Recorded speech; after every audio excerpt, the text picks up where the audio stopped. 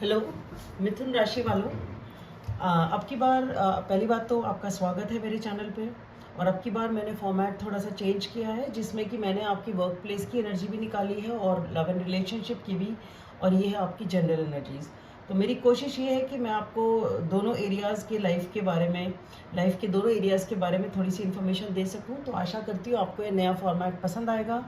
In case नहीं आता है तो आप कमेंट सेक्शन में बताएं, हम पुराने फॉर्मेट पे वापस चले जाएंगे। पर फिर भी मेरे को ऐसा लगता है कि शायद ये बेटर है और आपको ये पसंद आना चाहिए, क्योंकि आपको इसमें एक्स्ट्रा इन्फॉर्मेशन मिल रही है वर्क प्लेस की भी। एनीवे, चलते हैं आपकी रीडिंग की तरफ। ये आपकी ओवरऑल एनर्जी है कि इस टाइम आपकी एनर्जी क्या है। तो सबसे पहली बात, क्या बहुत ज़्यादा सोच रहे हैं, बहुत ज़्यादा सोच रहे हैं। दिमाग में एनालिसिस ही एनालिसिस चलता रहता है, और वो एनालिसिस है पुराने ख़राब एक्सपीरियंसेस की वजह से, पुराने थॉट्स की वजह से, पुरानी जो चीज़ें हुई हुई हैं उनका डर है। बुरी तरह से आप उस पुरानी एक्सपीरियंस के डर से कैद कर रखा है आपकी थॉट्स ने अपने आप को।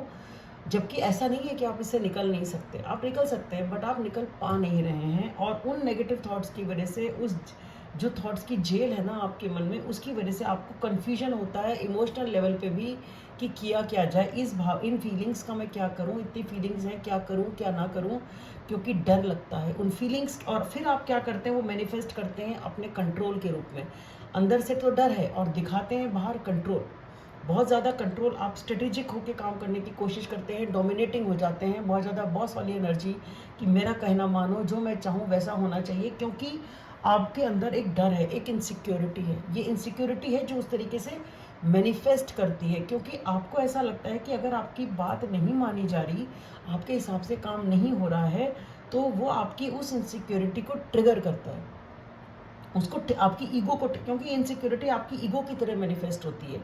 ठीक है, आप ईगो की तरह सामने से लगता है, तो आपको ऐसा लगता है कि इसने मेरी ईगो को ठेस पहुंचाई, इसने मेरी बात नहीं मानी, तो आपको वो चीज़ तकलीफ देती है।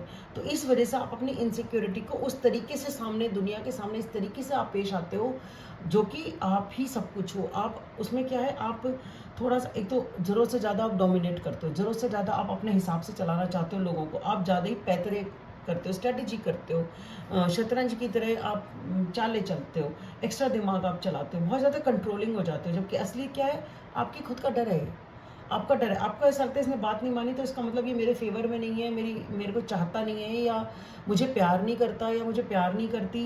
ये कहीं पे भी है, ये कोई ओवरऑल एनर्जी है किसी भी एरिया के लाइफ में। आपको उस चीज़ से, आप उसे अपने ऊपर ले लेते हो, अपने दिल पे ले लेते हो, और वो असली है इनसिक्योरिटी जो इस तरह से मैनिफेस्ट होती है। और आप ये डर किसी को दिखाना नहीं चाहते, आप अंदर से ऐसे हो, आप अंदर से परेशान हो, आप अंदर से डरे हुए हो, ये आप लोगों को दिखाना नहीं चाहते। तो क्योंकि वो आप अपनी इमोशनल स्थिति किसी को दिखाना नहीं चाहते हो, तो उसकी वजह से आप कुछ ओवर ही ज़्यादा स्ट्रॉन्ग दिखाने की कोशिश करते हो, एक कवच की तरीके से, एक मास्क आपने ऐसा पहन रखा है, और इस तरीके से आप अपनी उस चीज़ को कवर अप मारते हो, कवर अप करते हो आप उस चीज़ को, ठीक है। और उस तरीके से आप चीज़ों को चलाने की कोशिश करते हो जो कि कोई सोच भी नहीं पाए कि आप अंदर से इतने परेशान हो, इतने डरे हुए हो, या आपकी इनसिक्योरिटी है, आप खुद ही चीज़ों को नहीं समझ पा रहे हो, नहीं कंफ्यूज कर पा रहे हो। तो आपको करना क्या है, तो आपने एक स्ट्रॉन्ग एक ऑरा बना रखा है बाहर से। ये आपका काम करने का तरीका है। आपकी जो वर्क लाइफ है वो अच्छी है, आपको वहाँ पे सपोर्ट मिलता है। हो सकता है आप अपने हस्बैंड और आप भी दोनों वहीं पे काम करते हो सकता है आप अपने स्पाउस के साथ ही हैं वर्क प्लेस पे, तो आपको वहाँ सपोर्ट उनका मिलता है, तो आपका अच्छा टाइम कट जाता है।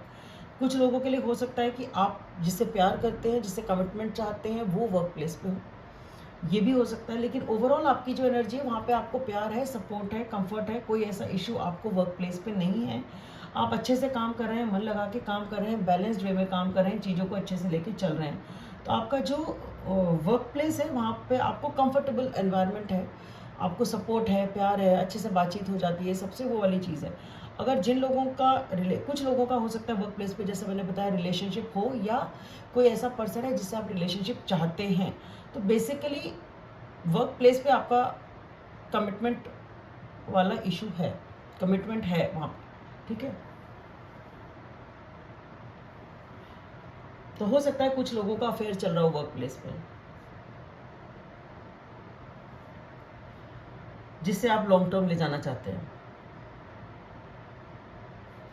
जो आपकी लव एंड रिलेशनशिप की एनर्जी है, उसमें आप इंतज़ार कर रहे हैं, ठीक है। तो उसमें आप इंतज़ार कर रहे हैं, किसी चीज़ का वेट कर रहे हैं, पर आप कर नहीं रहे, बहुत ज़्यादा इमोशनल हैं, बहुत ज़्यादा प्रार्थना करते हैं, एक उम्मीद है आपको कि चीज़ें ठीक हो जाएं, आप हील भी करने की कोशिश करते हैं, इमोशनली स्टेबल होने की कोशिश भी करते हैं, लेकिन आप अपने इमोशंस को एक्सप्रेस नहीं करते हैं, आप उन्हें व्यक्त नहीं करते हैं। ठीक है, आप सिर्फ इंतज़ार करते हैं, आगे की प्लानिंग करते हैं कि ऐसा हो जाए, वैसा ऐसा हो जाए तो मैं वैसा कर दूँ, वैसा हो जाए तो मैं वैसा कर दूँ। तो इंतज़ार है, मतलब एक बेसब्री है, इंतज़ार है, बहुत हो चुका, लेकिन आप फिर भी इंतज़ार ही किए चले जा रहे हैं। आपको यहाँ ज़रूरत है उठने की, खड़े होने की, जाने की और क्लियर कट बात करने की। आपको यहाँ प्लानिंग की ज़रूरत है, आपको उठ के चलने की ज़रूरत है, बैठे-बैठे वेट करने की ज़रूरत नहीं है। आपको खड़े होना है, आपको एक्शन लेना है, आपको लोगों के साथ टीम वर्क करना है, बात करनी है और क्लियर बात करनी है, तभी आप इस सिचुएशन को डील कर पाएँगे। तो मिथुन राशि वालों, देखते हैं कि आपको ये वीडियो कैसा लगता है, आप बताएं मुझे कमेंट सेक्शन में, और आशा करती हूँ पसंद ही आएगा। आपके लिए इतना ही। Thank you. प्लीज़ लाइक करें, सब्सक्राइब करें, शेयर करें और कमेंट करें।